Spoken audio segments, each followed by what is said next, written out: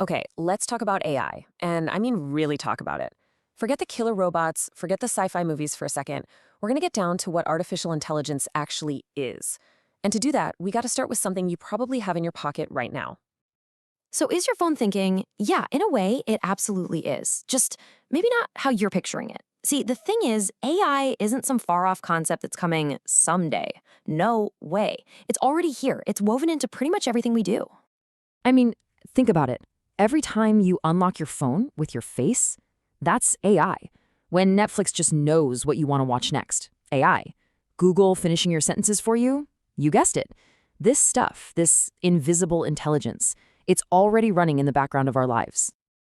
Okay, so AI is here. We've established that. But to really get a grip on artificial intelligence, we've got to take a step back and figure out what we even mean by intelligence in the first place. What is it really? It's actually pretty simple. Intelligence is just the ability to learn from what happens to you and then use that knowledge so you don't make the same mistake again. You know? Like when you're a little kid and you touch a hot stove, you only have to do that once. Bam!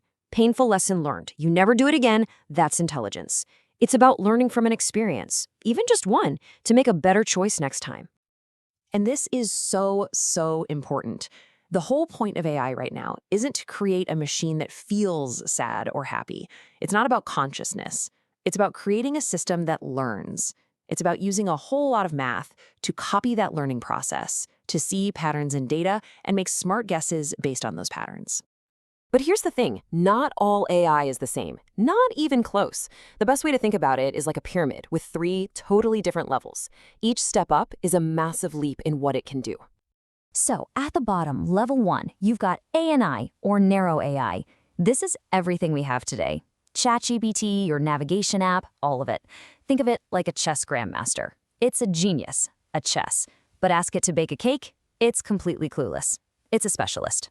Now, level 2 is AGI, or general AI. This is the big goal, what researchers are working on right now. An AI that can learn pretty much any task a human can. And then there's level 3. ASI, superintelligence, the God machine, smarter than all of us combined. Right now, that's purely theoretical. So that's where we stand. We are actively building level 1. We are deep in the research for level 2. And yeah, we are pretty much afraid of what level 3 could mean. Okay, so we know there are different levels. But how does a machine actually learn? How does it work? Let's try and peek inside that famous black box. It kind of boils down to this 4-step dance. First, you feed it just a mind-boggling amount of data. That's its life experience. Then it crunches all that data through something called a neural network, which is really just a bunch of complex math inspired by how our own brain is wired. Third, and this is the magic part, it starts finding patterns all by itself. And finally, it uses those patterns it found to make predictions about new stuff it's never seen before. And that right there is the whole revolution. See, in the old days, programmers had to write every single rule by hand. If it has pointy ears, and whiskers, and a tail, then it's a cat. Just millions of rules. Now, we don't do that. We just show the AI a million pictures of cats, and it figures out the rules for being a cat all on its own. It learns from examples. It's a total game changer. All right, so we've got a handle on what AI is, we know how it learns. So what? What does this all actually mean for us, for our jobs, for our society, for, the future? Well, first, we have to be honest. There are some huge unsolved problems here. For starters, the bias problem. These systems learn from data that we created. And let's face it, our data is full of flaws and biases. Garbage in, garbage out, right? Then there's the control problem, which is super tricky. How do you tell an AI to do the right thing when even humans can't agree on what that is? These aren't just little bugs, they're fundamental challenges we're still grappling with. And all of this leads to a really important way to reframe this whole conversation.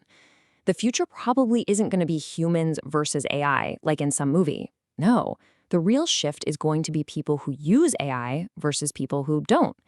It's not about replacement, it's about augmentation. It's a tool. And this is what that new partnership looks like. You let the AI handle the stuff it's amazing at. Incredible speed, massive scale, finding tiny patterns in mountains of data. And we humans, we handle what it can't do. Wisdom, ethics, creativity. understanding the context of a situation. Think about it. A doctor using an AI to help spot tumors in a scan is way, way better than just the doctor alone or just the AI alone. They make each other better. When you really think about it, AI isn't some strange alien thing that just appeared. It's a mirror. It's a mirror of us. It's trained on our data, our history, our language. It learns our patterns. It reflects our values, both the good and the bad. It's humanity, just amplified. So, you see, the big question we should be asking isn't what will AI become? The real question is, what will we become with AI? Because the future of this thing isn't really up to the machines. It's up to us. Are we going to use this incredible new mirror to fix our biggest problems, or are we just going to use it to make our old flaws even bigger? That's the question we all get to answer.